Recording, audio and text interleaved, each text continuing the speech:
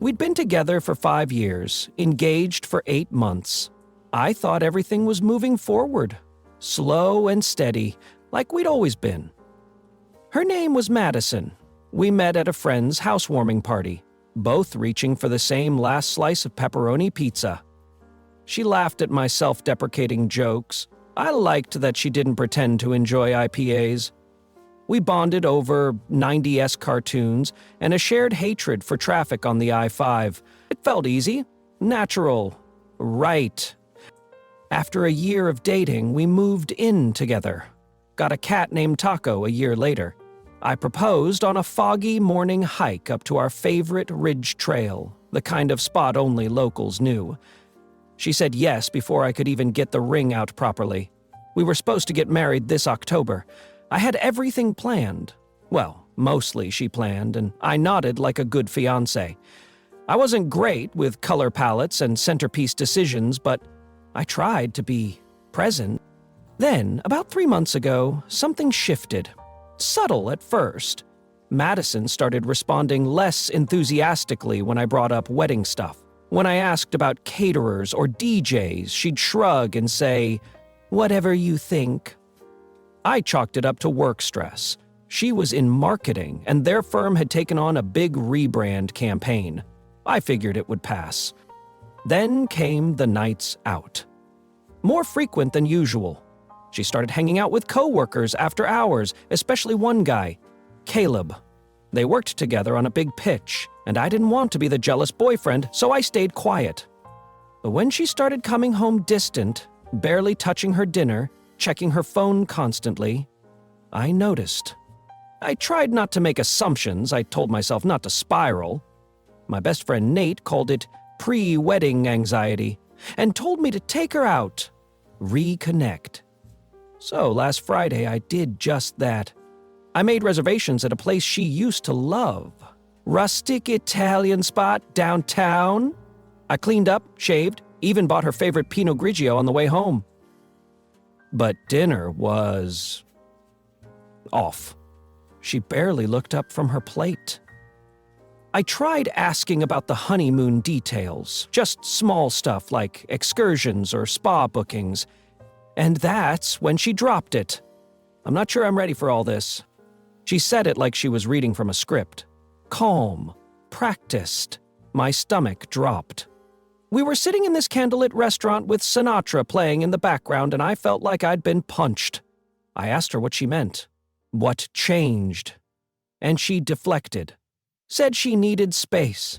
That things had been too much lately. No specifics, just doubt. The rest of the night was a blur. We barely touched our food. I drove home in silence. Her arms crossed the entire ride. She slept on the couch. I stayed in our room, with Taco curled at my feet, trying not to fall apart. The next day, she left early. Said she was meeting Caleb and some coworkers to watch the game at a bar. I didn't stop her. I couldn't. I just sat on the edge of the bed, replaying everything in my head. Later that evening, I got a call from Caleb's friend Ben. We'd only met a couple of times, but he sounded uncomfortable. Said I should know what went down at the bar. Apparently, when the guys asked if Madison was excited about the wedding, she laughed and said, "If he were a little more handsome, maybe I'd be more excited." Then she brushed it off like a joke. But it wasn't funny. It was humiliating. 5 years, 8 months engaged, and that's what she told her friends? I sat in my car for 20 minutes, trying not to cry, trying not to scream. I'd spent half a decade loving her, planning forever, and now I was reduced to a punchline in a bar? That night, I locked myself in the bedroom, curled up with Taco, and listened to her come home smelling like beer and cheap perfume. And for the first time since I proposed, I wondered if she ever really wanted to marry me at all. The next morning felt like walking through a fog. Madison had made coffee and scrambled eggs, her classic peace offering whenever we fought. She acted like everything was normal, like the night before hadn't happened. I sat at the kitchen island, watching her avoid eye contact, while tacos circled our feet. I didn't touch the food. I asked her straight up about what Ben had told me. Her face went pale. The spatula froze midair. For a moment, she looked like she might deny it. But then she let out a shaky sigh and admitted it. I was drunk. It was stupid. They were teasing me, and I said something dumb to shut them up. That was her excuse. That her joke about me not being handsome enough to be marriage material was just drunk talk. I wanted to believe her. I really did. But her voice lacked the conviction I needed.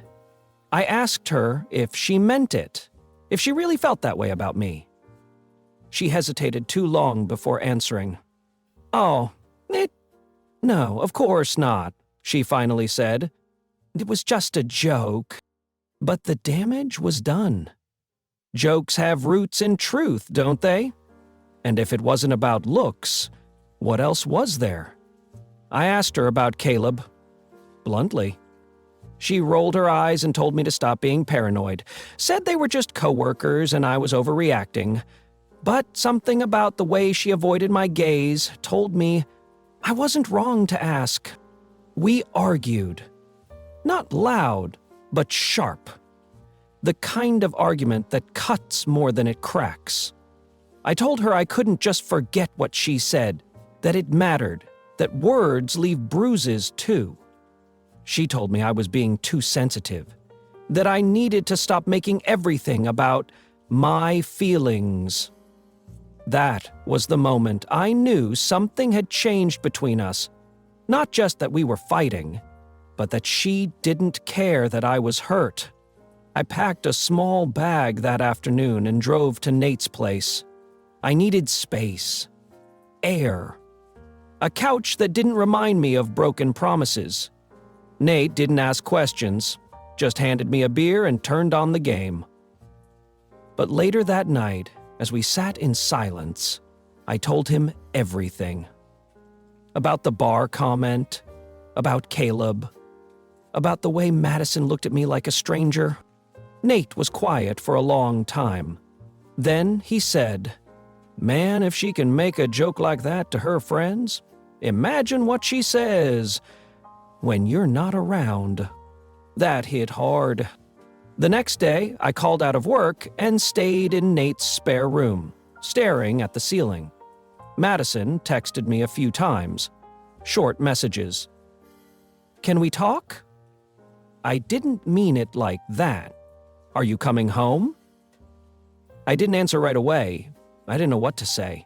I wasn't even sure what I wanted. But then, just before noon, my phone rang. It was her mom, Cheryl. She and I had always gotten along, more than I ever had with my own mother. She sounded shaken.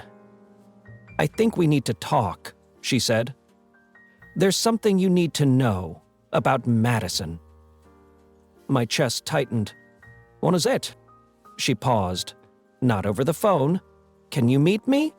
And just like that, the ground beneath me shifted again. I sat in my car for 10 minutes before even turning the key. I thought the worst had already happened. But something about Cheryl's voice told me I hadn't even scratched the surface. I met Cheryl at a quiet little cafe on the east side of town, the kind of place with mismatched mugs and indie folk music playing low in the background. She was already seated when I walked in, nervously stirring a cup of tea that had long since gone cold. She stood to hug me like she always did, but this time it felt different. Less warm, more apologetic. She got right to the point. "Ethan," she said, her voice tight, "I need to tell you something that Madison hasn't had the courage to say." I braced myself. I didn't know what was coming, but from the look in Cheryl's eyes, I knew it wasn't going to be something I could brush off. "She's developed feelings for someone else," she said quietly. "It's not physical, not yet at least, but it's been building for a while."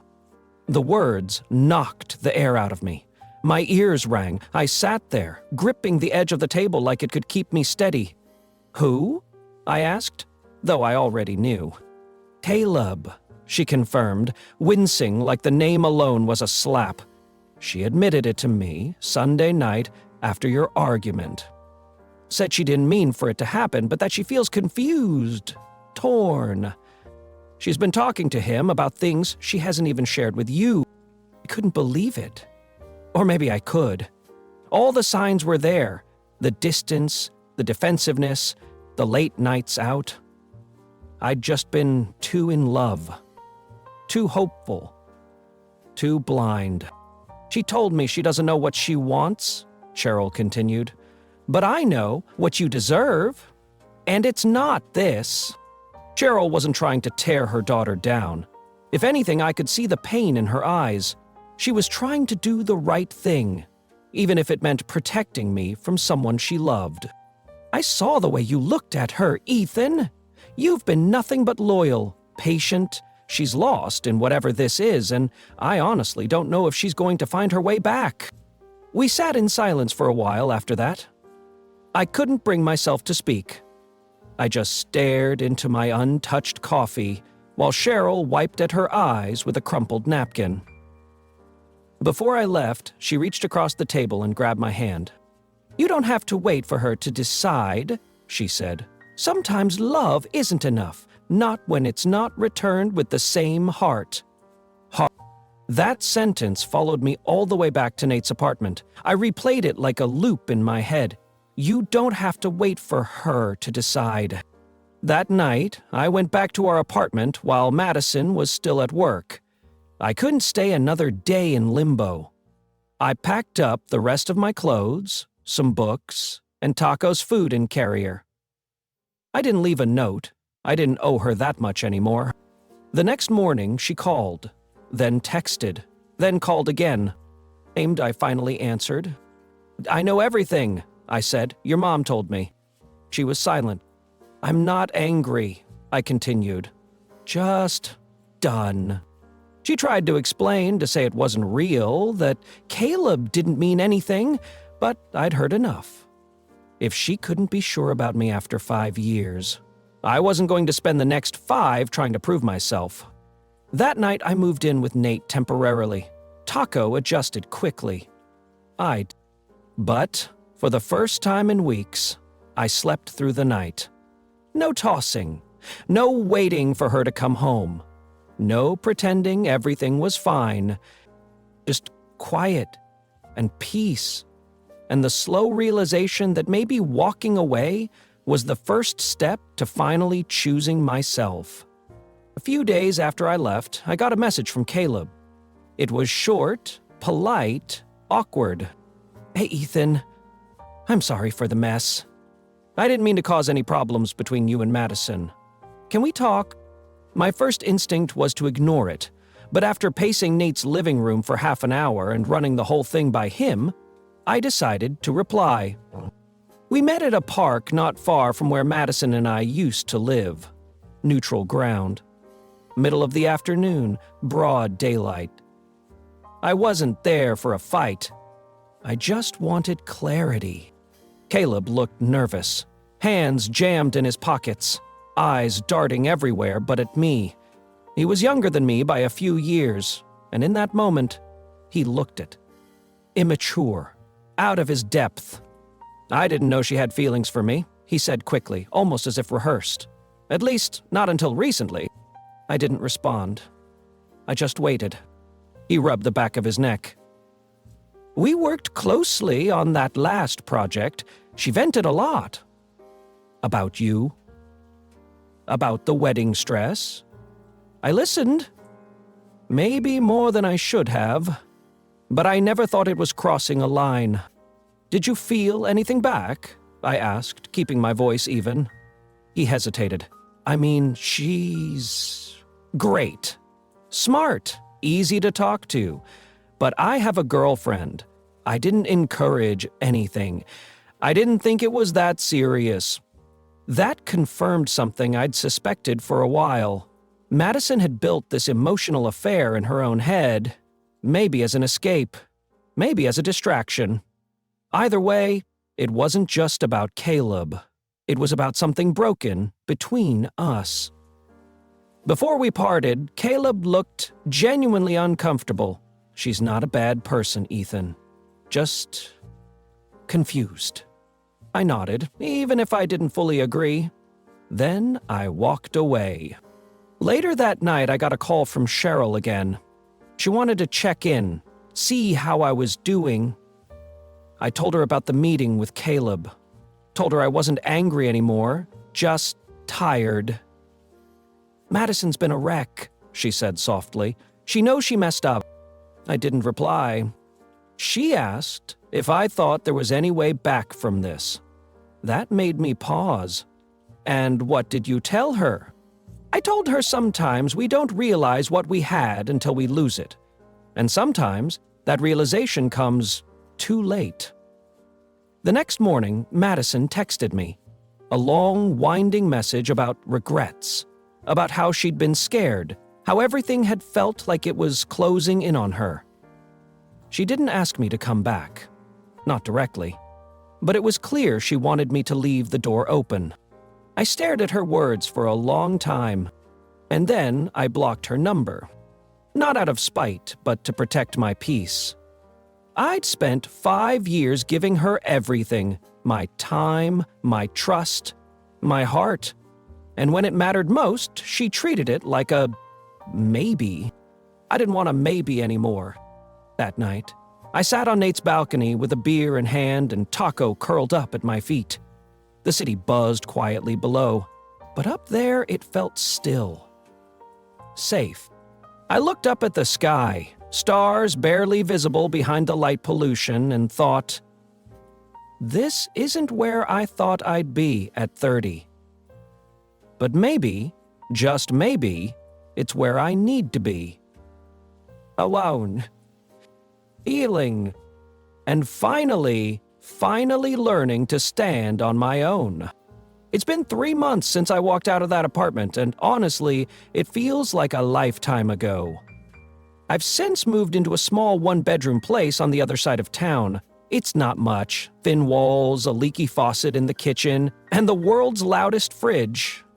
But it's mine. I picked the curtains. I hung the art. I assembled the cheap IKEA bookshelf that leans just slightly to the left.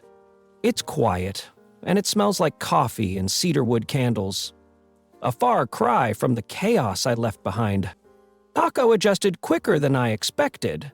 He's claimed the windowsill as his personal throne and spends his afternoons judging the squirrels that run along the fence line.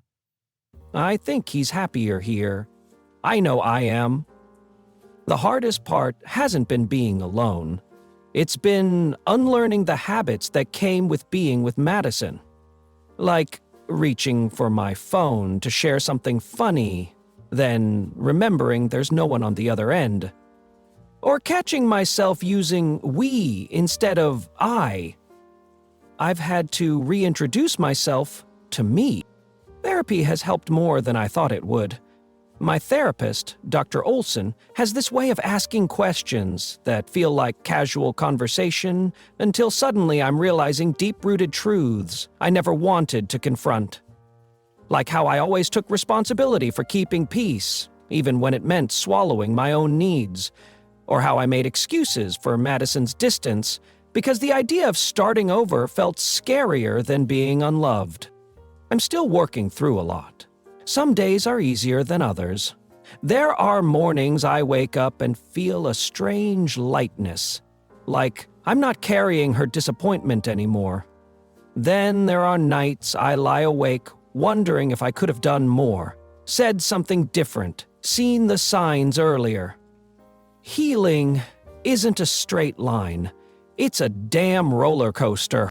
But I've found small joys again. Saturday hikes without anyone complaining about the early wake-up. Quiet evenings with a book and a blanket. Reconnecting with old friends I hadn't seen in ages because I'd been too wrapped up in wedding planning and couplehood. Nate's been a rock, dragging me out to play pickup basketball or forcing me to try new taco spots around the city. Lena texts me memes almost daily. Even Cheryl checks in once in a while, short sweet messages asking how I'm holding up. Madison hasn't reached out since I blocked her. I hear bits and pieces through Cheryl and Karina. She's still working at the same firm. She canceled her lease early and moved in with a friend. She started seeing a counselor. I wish her the best, truly. But I'm not waiting for closure anymore. The engagement ring still sits in a drawer in my nightstand. I thought about selling it, but part of me isn't ready. Not because I want her back, but because it symbolizes something bigger. The version of me that believed love alone was enough. Maybe someday I'll pawn it, or toss it into the ocean like some dramatic rom-com scene, but for now, it stays. Last weekend, I stood in line at a coffee shop and ran into someone I hadn't seen in years. Jess. An old friend from college. We talked, laughed, caught up. She mentioned a hiking group she goes out with on Sundays and invited me along. I said yes. Not because I'm ready to date again, but because it felt like life nudging me forward. For the first time in a long while, I'm not looking back. I'm not measuring my worth by someone else's indecision. I'm just breathing, living, choosing myself. And that feels like the first real victory in a long, long time.